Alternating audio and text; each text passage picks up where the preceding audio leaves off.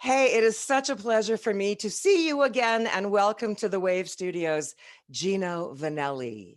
Good to be with you.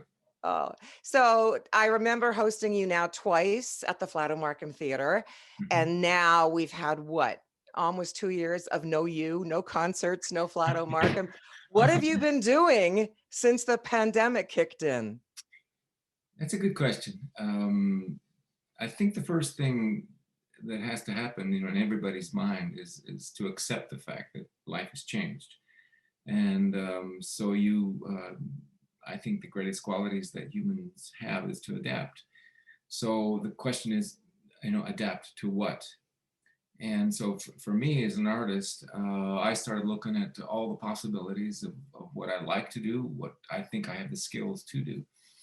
And that be there's a prose and the poetic side, and there's the production, and there's the composition side, and there's maybe the video side, the recording side. So I had all those open to me. So I really kind of took them all, of course, barring the live performance side. So I come up with a new record and recorded actually a lot of new songs, freshly written songs. I'm currently working on a new one again, and then I'm very, very busy putting together an episodic series that I've construed out of 20 years of writing poetry, and I've taken some of the poetic themes and turned them into long form poems and actually visual stories that we will turn into a 10 episode series. And And would this be a Netflix series, a YouTube yes, series? Yeah. yes, it is going to be more or less on demand. So, episodic television Yeah, or streaming is your new passion. it really is a passion because I love writing and I love poetic form, but I also love story form. And I've studied poetry a lot in my day, and a fan of course, all the way back to Chaucer and Shakespeare and the lake poets and all. And but we live in different times. We live in very visual times, and so people really don't gravitate towards the poetic form anymore. But I believe that if it was put to visual, they might see it in a whole different way. So, let's talk about the new album, and I wanna get the story about Amsterdam and why you chose over 10 years ago to go to Amsterdam, lock yourself in a tiny apartment, and create. Well, of course, after doing it for so many years, I've been doing it. I got my first record deal when I was 17 years old, right out of high school. And I started recording, and I had a top 20 Canadian hit in 1970 when I was 17 years old. And so after all these years, you look for the one thing that is the most elusive, and that's inspiration. Because you have your skills, and you have the day, and you have the sunrise and sunset, and people you know, people you don't know around you, and sometimes you find food for thought, and all those things. Sometimes the nutrition is rather slim. So I decided to just pack up and go for a few weeks at least. I had a choice between Milano and Paris and Amsterdam, and I had friends in all those cities, and I said, I thought I'll try Amsterdam first. And I wasn't very successful at first. I didn't have a good time for the first week or two. But then my friend introduced me to central Holland, where I could find some real quiet, some real tranquility.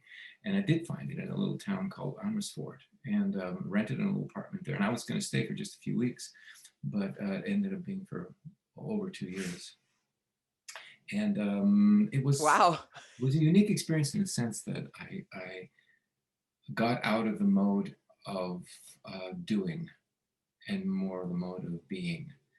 So I went to concerts, I went to clubs every night. I really listened very closely to the music that was going on in Holland, great musicianship, and where they were at and what they were doing. And it was almost every night. It's as if I was a night crawler again. And after 3, 4, maybe 5 months, all the ideas started coming out. And so that's when I wrote the album A Good Thing. Mm-hmm. And we put that album out in Holland and maybe one or two other countries in Europe, but it never came out in North America. So 10 years later, Claude Villani at SRG Records calls me one day and tells me how much he loves listening to the Good Thing record. And so I said to him, well, you know, if I give you 3, 4 new cuts, you want to put it out? Yeah, so let's put it out. So not only did I want to add 4 cuts to it, but I wanted to go back and listen to the record, remaster it, and edit it in a few different places.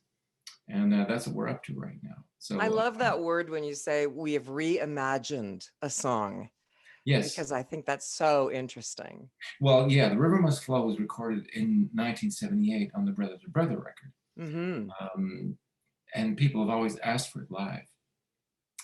So I came up with a live version of it, which is sort of an opener for the live show. And I thought, though, that it needed to be a little bit different as far as the record was concerned. So it took 3 or 4 attempts to really reimagine that one properly.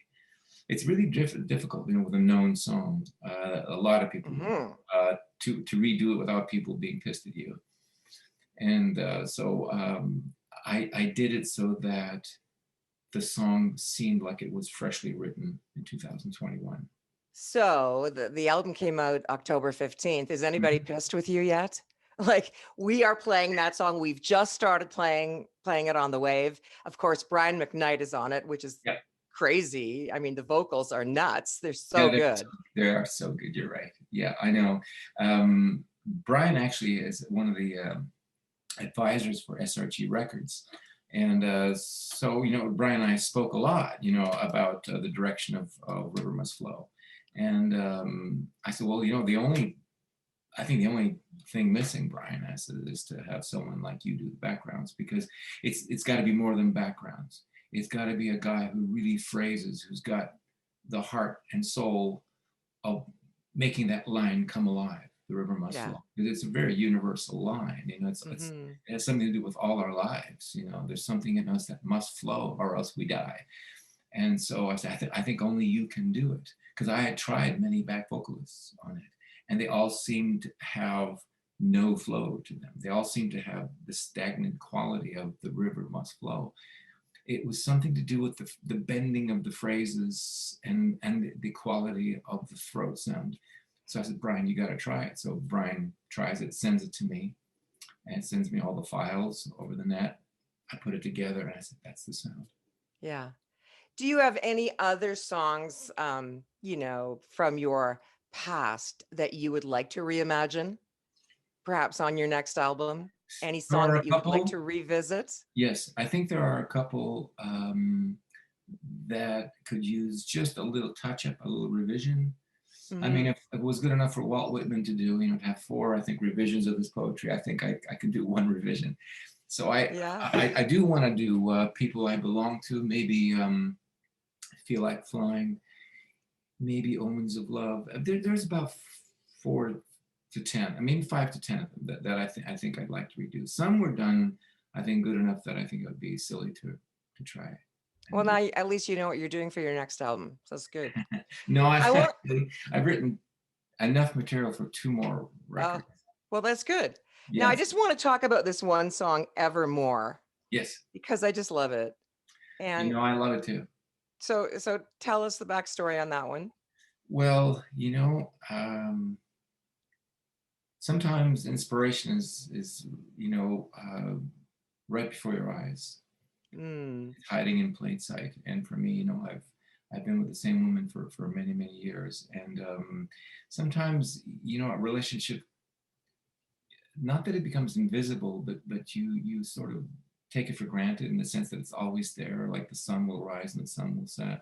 hmm. And so one day I looked at Trish and I just said, you know, this has been really precious to me.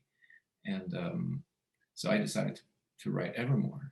And it started off by being a half a song or a quarter of a song. And then I finished it for the original Good Thing record. And I wasn't quite satisfied with the recording. So I re-recorded it, and I decided that I wanted to play all the instruments myself because I really had a concept of how I want to approach the piano and the guitar and the bass and the kind of drums. So, I play all the rhythm section instruments. And so I took the time and I played all the instruments and I recorded the way I really wanted to record it. And this time it turned out exactly the way I hear it in my Well, and I would have to think that for her, it's extra special because you did everything. Yeah, Um, uh, but that doesn't necessarily mean it's going to turn out right. It just turned out right because I've done some things all by myself, and it sounds a little bit, um, how let's just say not very dynamic. But this one turned out right. This one turned out yeah. right, and I think also my brother did a really good job with the video. So are you looking forward to touring again? And is that going to happen soon, do you think? We were scheduled to do, I think it was 12 concerts in Europe. This right now I should be in Europe, but it's not happening. There's flights Still canceled not, yeah. everywhere. Yeah, I think Italy just canceled all its flights to Germany and da da da da. So it's still a mess out there. And as you know, a couple of weeks ago, Southwest canceled 2,000 flights, and so you kind of roll the dice as to whether you're going to get to your destination or not. And I really Mhm. can't take that chance with 10 people traveling with me. Right. And so we told everybody, all the promoters, look, I'm going to record and I'm going to do a bunch of creative stuff. And let's talk about it maybe for the end of 22. Oh, wow. Okay. That's a long way away. It is. I mean, Yeah. it will have meant almost 3 years. Yeah. But Well, when you come back to Flato Markham, I will be your host once again. It's a given. And say hi to our buddy Patrick Lamb, who we also play on the wave. okay, And yes, I will say hi, Patrick. we Yes, adore Patrick's. yes. And we adore you. I adore the new album, and I'm so glad that you're back. And you look well, and you obviously have done a lot of good work during the pandemic. And I think that's the best we can do is just That's the best tap, we can do. yeah, Yes. tap into our creativity and get it out there. Thank you, Gino Vannelli.